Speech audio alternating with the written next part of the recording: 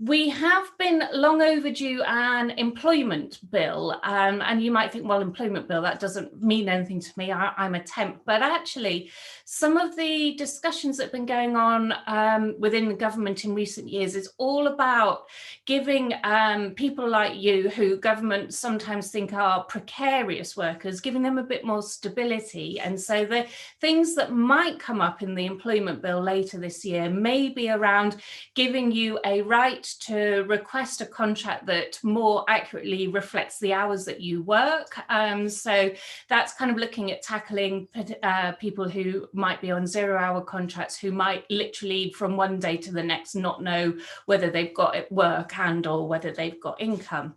Other things they're looking at is around giving people enough notice of their shifts. Again, that might affect people like you, and also potentially compensation for shifts that are cancelled at short notice. And again, that might affect people like you. Now, before you think, oh, brilliant, you know, I'm going to have all this kind of stuff to come later this year. We don't know if the employment bill will cover these things, but I do know that they have been discussed and they are continuing to be under discussion.